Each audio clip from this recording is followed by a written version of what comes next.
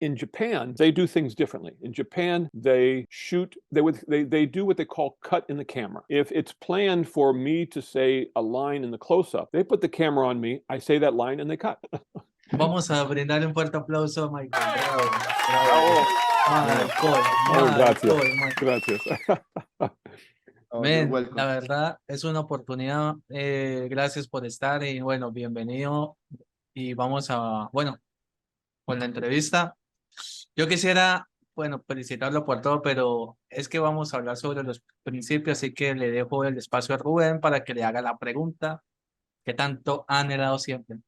Yes, I have a one. This is Ruben Arnaiz. He's a director.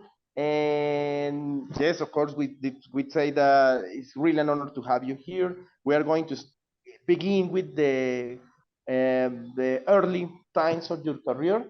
And this is a dream come true also. And we know that Ruben wanna do this question for a long time. So go ahead, Ruben.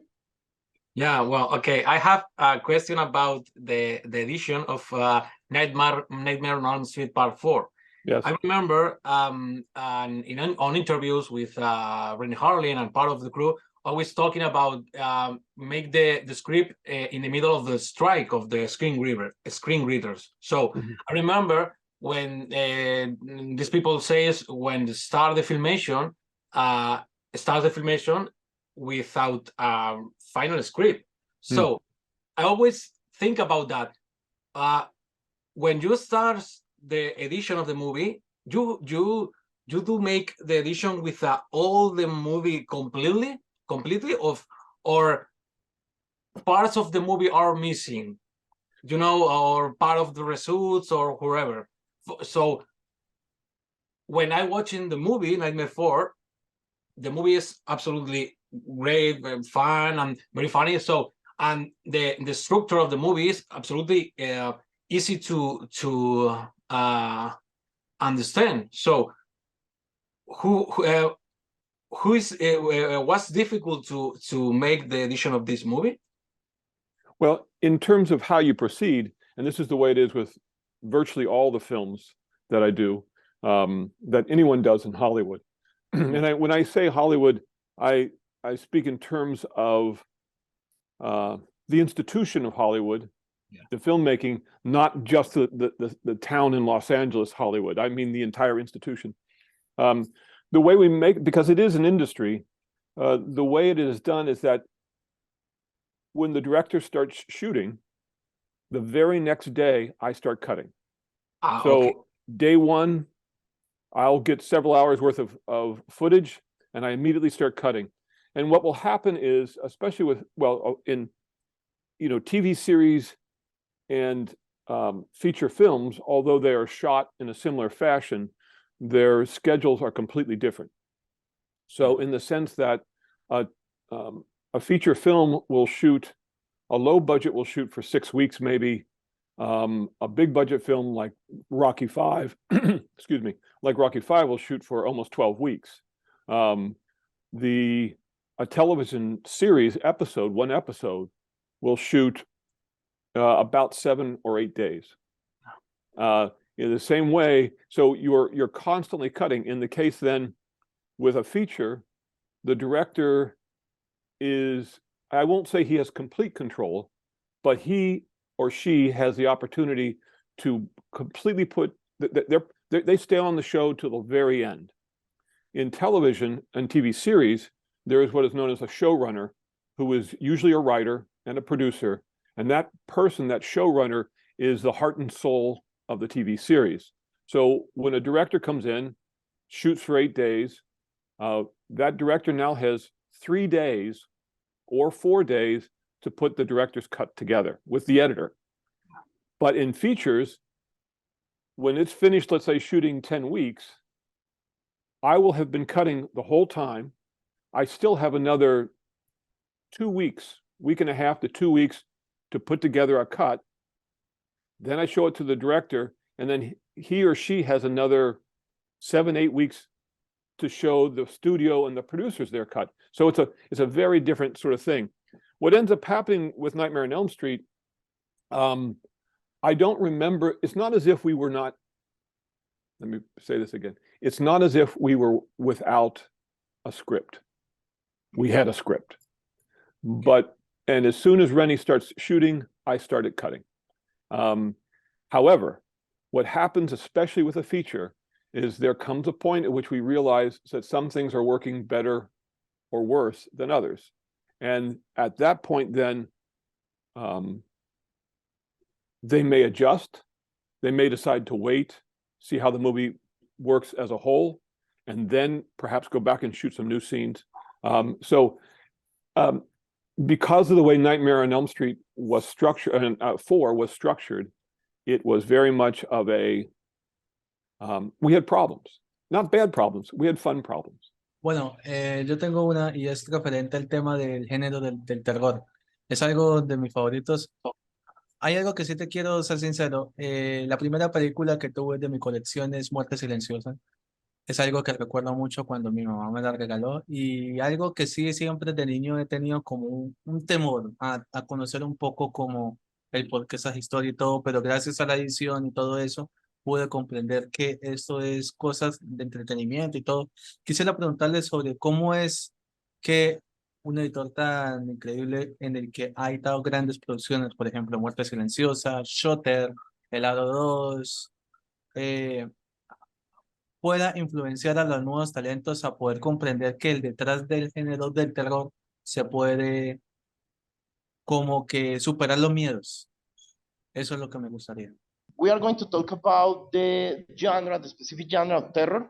We know that, but you also edited a lot of movies like Shudder, the United States version. Sorry, my cats are fighting. Like The Ring 2. So yeah, what are the key elements that this new generation of editors need to learn from your school to get the key factors to really edit a good Dead Silence. yes Sí. that Jhon told me that is one of the first movies that terror movies that he watched. So Well, the key to making a good horror movie is to make it scary. If simple, all done, good. Wow. I would say is to think, and I would say this is the case in all movies. It is not about the blood in horror. It's about how the audience perceives it.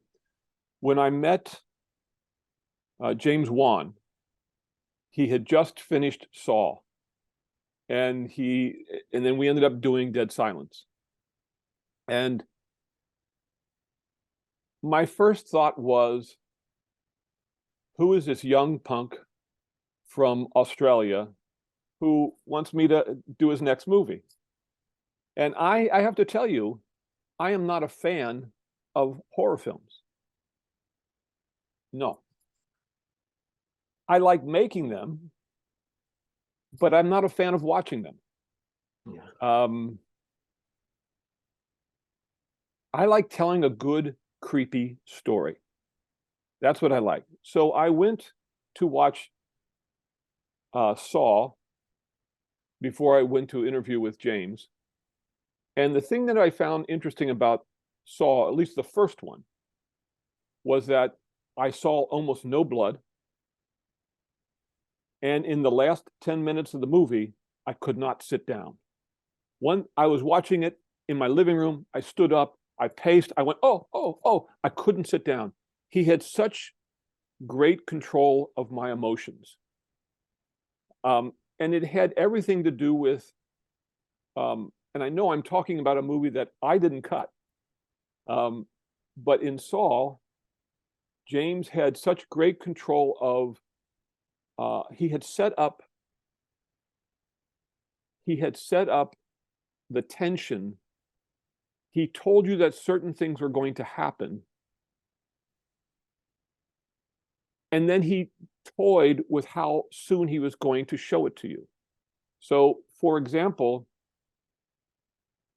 when Danny Glover and his partner come into Jigsaw's realm, you think that they're going to catch him. You think this is the end of it. And then they uncover the man on this contraption with an arrow to his head. And you realize at that point, somebody is going to die soon.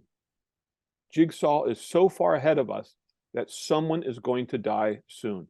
And so that controlled my emotions. I stood up. I couldn't sit down. It wasn't a matter of who, it was a matter of which one. I mean, it wasn't a matter if it was going to happen. It was a matter of which one of these people was going to die. And that was just absolutely brilliant. Absolutely brilliant. So I think that even though I say I'm not a big fan of horror films, I still like watching a well-told story. I try to, when you are an editor, and I apologize for incomplete sentences. When you are an editor, you are both a person who manipulates the film, and you're also a person who is an audience. So you're watching the film. And so many times I will just sit and watch a scene that I've cut and ask myself, did I enjoy it? Did I, as an audience member, enjoy watching this movie or watching this scene? Did it do what I think? So there's that two sides. There's the intellectual side that says these things have to happen in this scene. And then there's the other side that just says, oh, I like watching it. And the more you can play, in a sense, in the head of the filmmaker and outside the head of the filmmaker, the better off you are. What ends up happening oftentimes with directors, and especially relatively new directors, is that they have in their head what they had planned. As an editor, I know what they planned. I'm trying to get there, but I know what my audience inside me wants to watch. So it is not unusual for me to cut a scene the way the director had wanted it, the way the director had intended it. And then even before I show it to him or her, is again go and cut another version of the scene the way I think it needs to play at some point. So, for example, Nightmare on Elm Street Part 4, there is the repeated action when they get into the truck and they keep coming back to the same spot.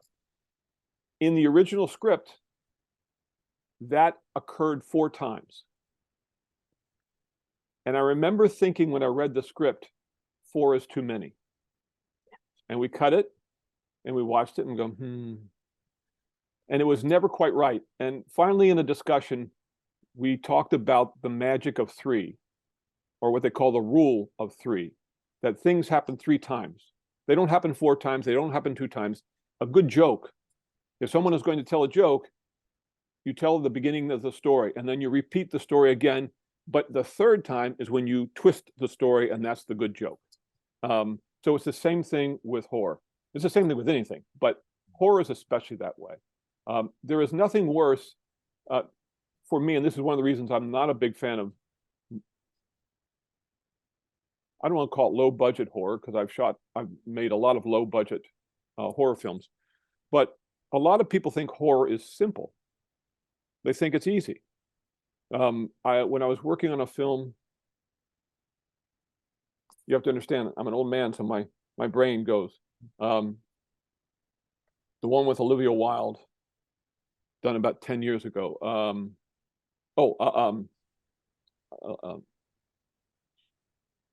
It'll come to me in a second. Lazarus Effect.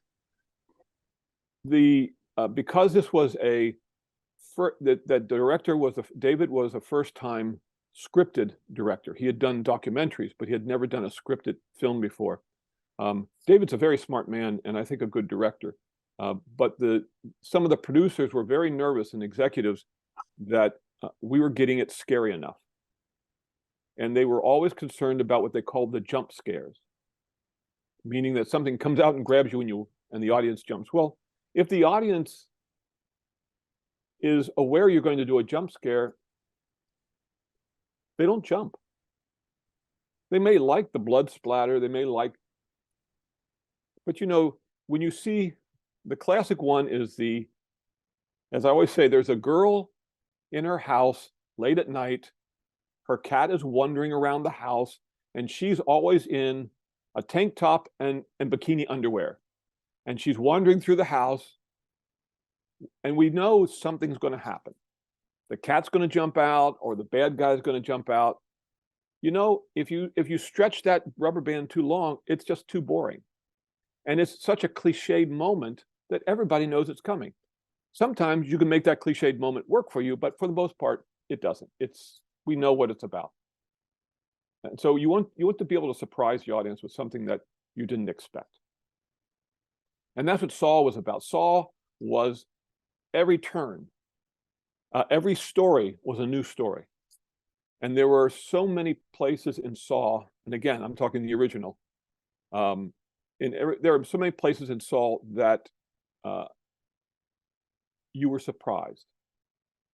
That just when you thought you knew what it was, it surprised you. And that's not just James as a wonderful director, it's also Lee Wanell, who's a fantastic writer. He really knows how to tell a story. Thank you so much, Andres. Thank you. Okay, now it's my turn. And it's almost the same question, but with another genre, because you had directed adaptations of comics and graphic novels like The Crow City on Angels, Spawn, and of course all the amazing Defenders saga. That, by the way, no, I think that Defenders saga is better than another series that the NCU has made, and you know how great reviews got all these series. But yeah, one not the key elements, but no, yeah, the key elements, because you had edited, sorry, those movies, those adaptations back in the 90s, before all this madness of adaptation of comics, and yet you had edited the most serious and mature adaptations of comics and TV. So tell us, what's the secret, man? You have to tell us. By the way, I'm one of the defenders of Spawn. A lot of people throw garbage to that movie, but I love that movie. Well, John Leguizamo, the Colombian John Leguizamo. Oh yeah, Leguizamo. Leguizamo is a brilliant actor, an absolute brilliant actor. I had to defend the guy from my country, John Leguizamo. No, Jhon is great, and of course Jhon is a remarkably daring actor. If I can tell you one diverse story about Leguizamo, in Spawn, when he eats the pizza that has the maggots on it, it was not CGI. Those were real maggots. And so he agreed to do it. They were a certain type of worm that you could digest, and we're not going to give you a disease. And so he came and he walked up and he took a bite and he ate, and everybody applauded. And I think the photographer said, "I'm not sure I got the focus on that. Can we do this again?" And he kind of said, "Okay." And he walked back, new piece of pizza, sprinkled more worms on it, and he walked forward and he did it again. And I have to tell you, I didn't have the heart to tell him the focus was not very good on the second one either.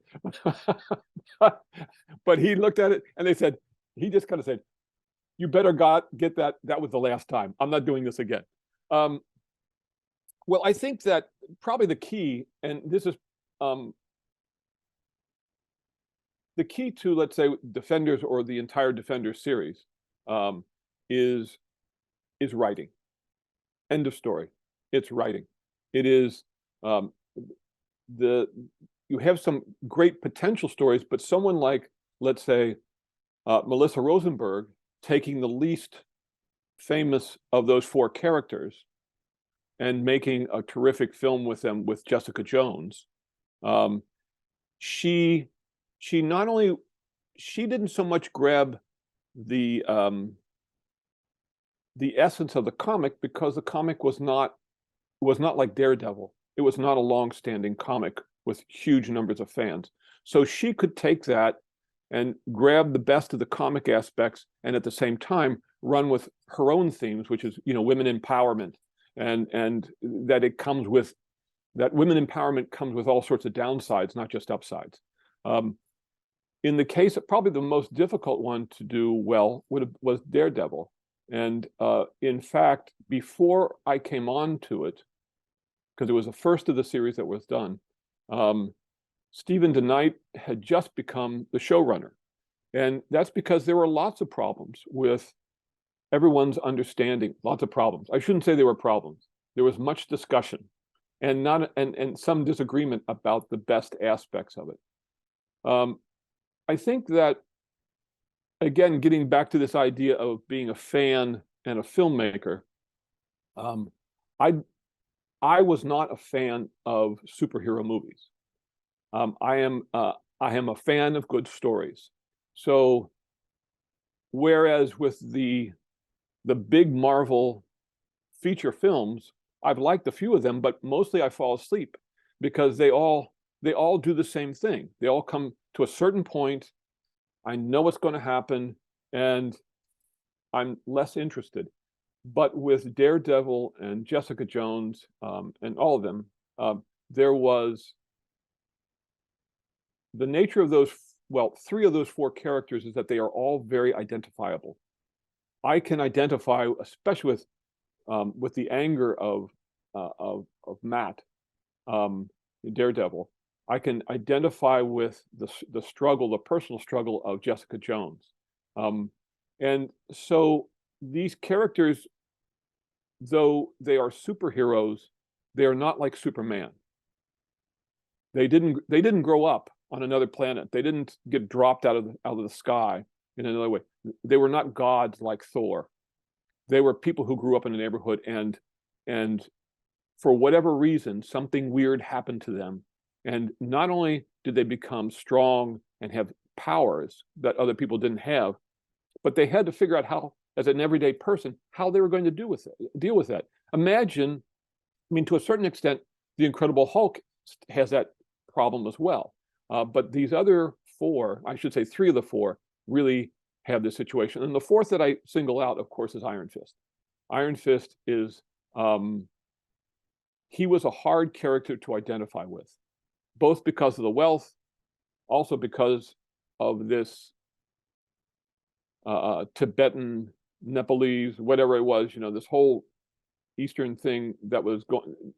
It was very hard to say, oh, I understand this guy, when in fact he's an extremely wealthy guy. He comes from a very wealthy family, and yes, it's nasty that it happened, but he's not like Matt Murdock. He's not like Jessica Jones or Luke Cage. Those are people from the streets. Those are people from your neighborhood who've had bad things happen to them. So I think that all the writers and all the showrunners on all 4 of those, if you were to talk about how successful or unsuccessful they were, it has everything to do with the writing and trying to come into that idea of that accessibility, that human accessibility to the characters. I mean, I don't identify with Doctor Strange, He's okay, it's cool, but I don't identify with him. I identify with Matt Murdock, very much so. Jhon, Excelente. muchas gracias. ¿Cómo estamos de tiempo para César? Para César, no, si alcanza César. César. ¿Sí? Ya, dale, César. Va, Hi, ok. Cesar. Hi, Hi, Cesar. Cesar. Hola, hola. Voy a hacer mi pregunta. Bueno, yo alguna vez tomé un curso de cine y mi profesor me comentó que el tratamiento de guión termina justamente en la edición. Entonces quiero preguntarle a Michael qué tan de acuerdo o qué opina sobre esta lección y cuál es la película de las que él editó que más cambios tuvo a como estaba acordado en el guión original. César was a film student that now he graduated, but he remembered that a teacher told him that all the treatment of the editing was done after the movie. Yes, todo el tratamiento se hace después de la película. And so he asked you that if that thing is right, and also from all the movies that you had edited, there's like a favorite process of editing of one of these movies. Well, not to go into conflict with your teacher, but in fact, with very few exceptions, everyone starts cutting the movie immediately as soon as that first frame is shot. So day one you shoot, day two you start shooting, but day two the editor is working on day one's material. And in fact, what I find myself doing, because the directors are very, very busy, I mean, they're working 12, 14-hour days, is that I will take, and not every editor does this, but what I will do is I will take a compilation of my first cuts every week and send it to them on a Friday night and just say, if you get a chance, here's where you are. Now, it's not so much, I don't send it to the director so that the director can give me changes. I send it to the director so the director knows what he is shooting and if it's working. Especially when, let's say, when you're doing a TV series, the directors, they are creative, but it's not their movie. For a TV series like Jessica Jones, it is the showrunner's movie. It is the studio's movie. If it's something like James Wan doing Dead Silence, it's much more James' film. But either way, and especially with a young director, I want them to know, I don't want them to find out how well or how badly their directing is. I don't want them to wait until 8 weeks down the road to find that out. I want them to know it now. And then they can make adjustments. Some directors are very good at understanding that and appreciate it. Some of them are very experienced and they don't really need that weekly infusion of cuts. Someone like Steven Surgic, who did many, well, he does lots of television and is very, very active. He would give me some changes, but he liked knowing just simply where he was because he needed to know if it worked. Now, we don't show that to the producers at that time. We don't show those cuts to the executives or to the showrunner. It's strictly for the director, so the director can get a sense of it. And again, the idea is very much of a Hollywood idea. It's not that, again, directors are creative. In features, it is their movie, but ultimately there are hundreds of millions or tens to hundreds of millions of dollars being spent by a studio, by investors, and they want to make sure that their movie is closer to what they expected. If they get too much of a surprise, if I may tell you one more story. I was hired to cut The Ring 2. With DreamWorks, it is not an easy thing because DreamWorks,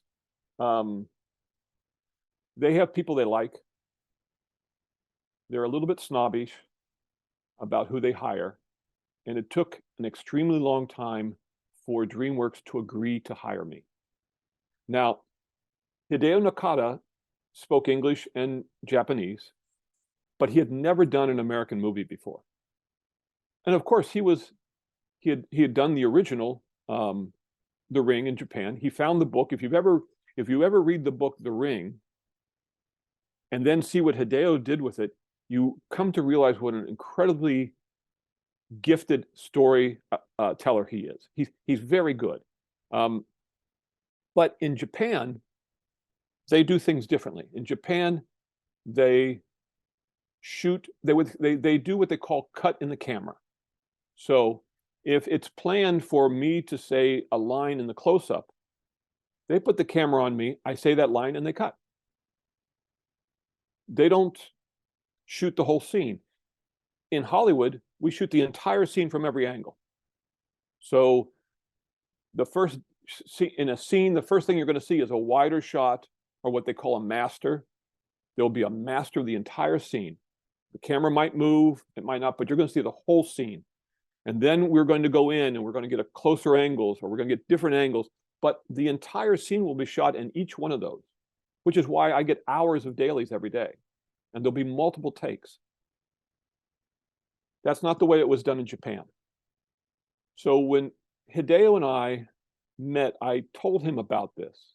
He came to me with a storyboard and he asked me what I would do if I needed more reactions from a character and I didn't have it. And I said, well, I'd look through the film and see what I can find to steal it. And he said, well, where are you going to find that film? I said, well, you're going to shoot it. And he goes, no. And I said, but you are going to shoot the whole scene from all angles. No. I said, you have to.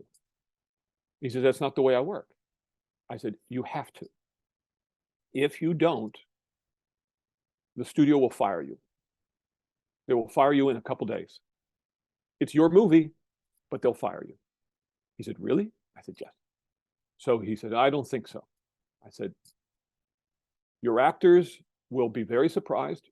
Your actors, the way the actors work in English language films is that they create a character, they create the scene as if it was a play. They create the scene, and the character is based on the scene. In Japan, as Hideo tells me, they are taught how to say the scene one line at a time. And so we talked about it. He talked to a couple of the actors. He came back to me a couple of days later. And he said, I'm going to shoot it the Hollywood way. I won't be able to shoot it the Japanese way. The Japanese see it, I guess, as a way of saving money. They think that a director should know exactly what he wants to do before he goes into the film. Hollywood, and myself in particular, I feel that you don't know what you think you know what the movie is when you begin, but the movie progresses. Some movies progress more than others.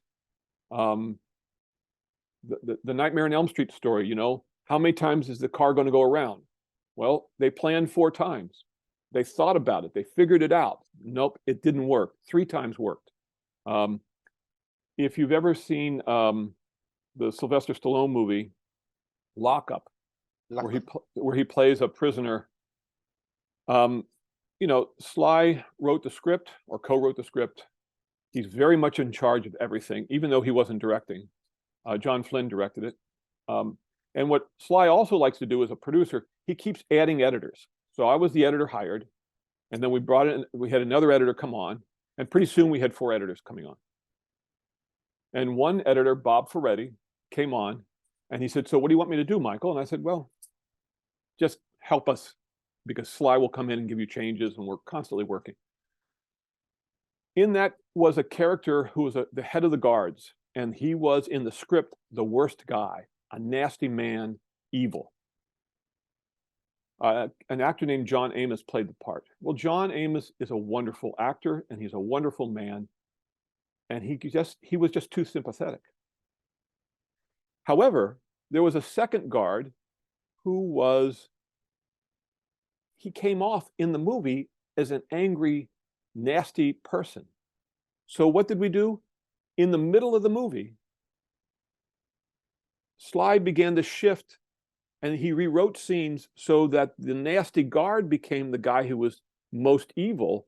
He expanded his part, and he allowed the John Amos character to be the sympathetic one. And he came to realize he needed that connection between the worst person and our main character. He needed that connection of a sympathetic character.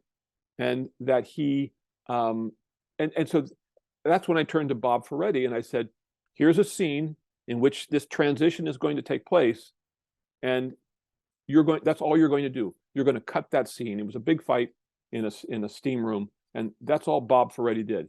For the whole movie, he cut only that scene. And again, this is in the middle of a 12-week shoot, and this is, you know, Sylvester Stallone and John Flynn and Chuck Gordon, who was the producer, all agreeing that these changes had to be made. And that's how they proceeded halfway through the movie. Michael, before that amazing, was a masterclass. Hornear pasteles, arreglar bicicletas, que eso ya es la nueva vida de él, ¿no? Sí, él me lo dijo. Pero mire, recordamos cada película, nos hemos visto la mayoría de todo. Y por mí, le doy las gracias por hacerme una buena infancia de terror. Entonces, Andrés, Rubén, César, Si tienen unas palabras, este es el momento aquí y ahora. Así que primero coméntale a Michael sobre mi experiencia. Okay, first I will translate because John told us that you told him to John that you are now on retirement, that you are baking cakes, that you are repairing your bike. But man, for us it's a big thank you, and I'm not talking only about John, for all the guys here, because we had a lot of the movies and series that you had directed. I know it's a lot. You are part or are in fans. Sorry, my translation. I'm so nervous because we're talking to a person that helped to create a lot of movies from our life. But now is the time from the guys. So, chicos, Rubén, César, lo que quieran decirle. Rubén, Okay, I'm just say thank you a lot. This is a absolutely amazing class of edition. You know, it's I learn a lot about listening to you. So I am director, but I am my own editor. So this is like the best class of my life. You know, I'm learn myself. You know, I have a problem with my first editor of my first movie. So I think, okay, I try to edit my own movies. So now I have editor for movies, my own for movies.